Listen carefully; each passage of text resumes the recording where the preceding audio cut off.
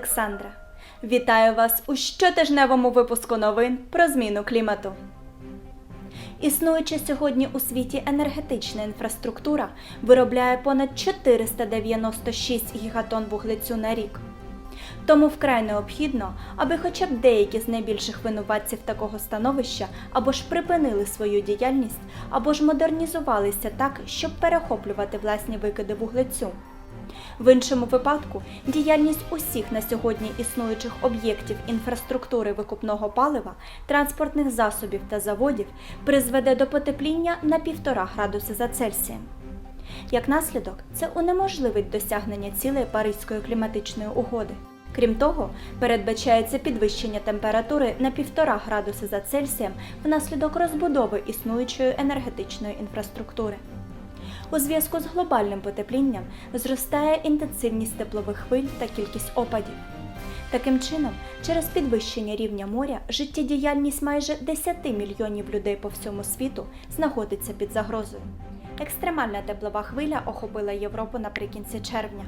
Подекуди температура зросла до понад 45 градусів за Цельсієм. Теплова хвиля стала загрозою насамперед для життя і здоров'я людей похилого віку. Подекуди спека зруйнувала дороги та залізничні колії. У Франції були перенесені національні шкільні іспити.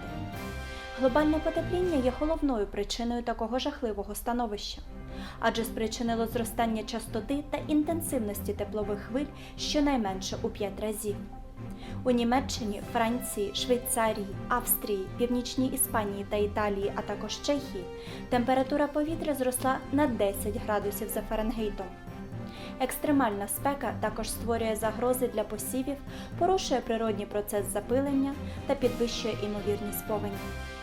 Сполучені Штати Америки є найбільшим у світі виробником відходів і однією з найменш успішних країн у їх переробці.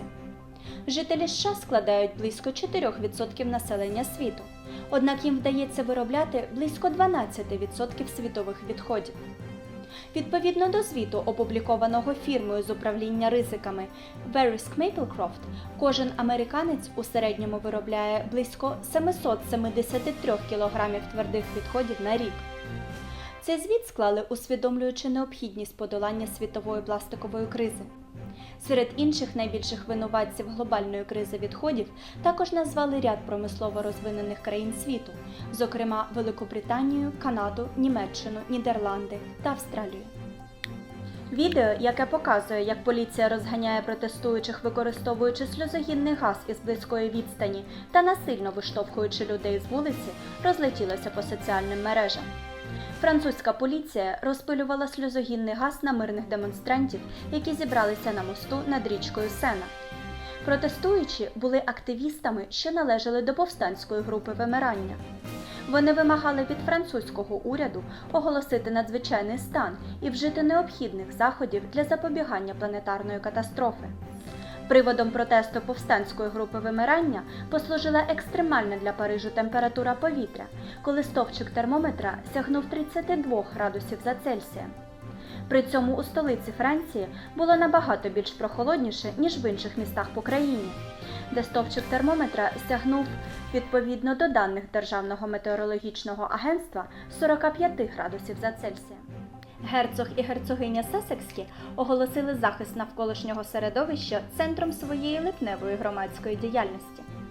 Подружжя оголосило, що вони проведуть цей місяць, намагаючись привернути більше уваги до людей та організацій, які співпрацюють між собою задля покращення стану навколишнього середовища через спільний інстаграм-аккаунт.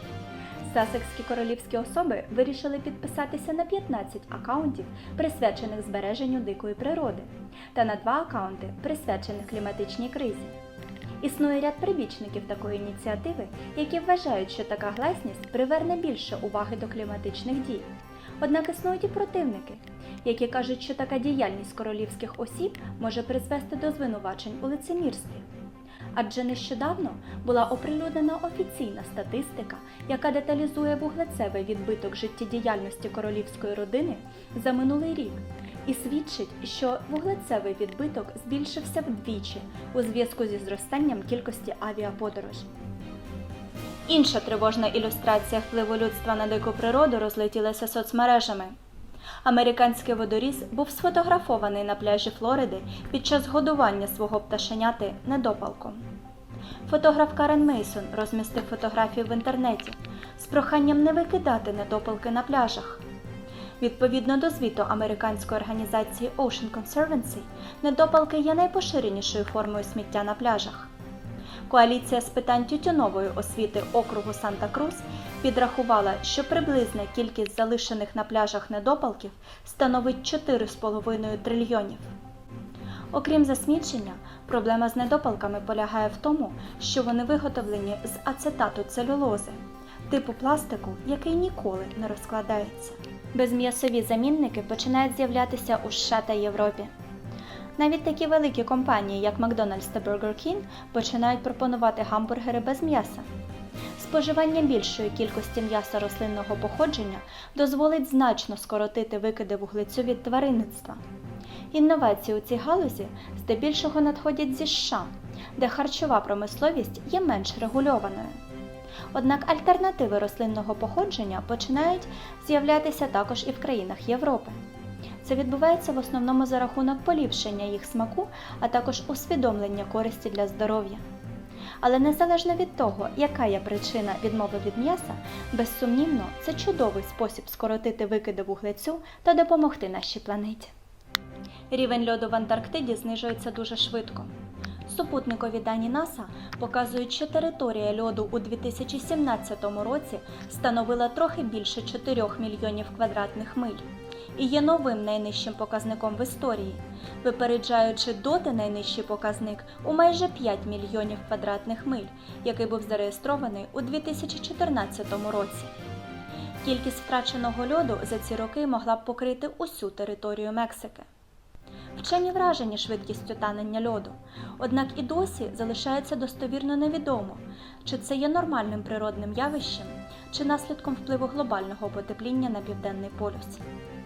На сьогодні у мене все. З вами була Олександра на каналі «Щотижневі світові новини про зміну клімату». Залишайтеся з нами і дбайте про природу.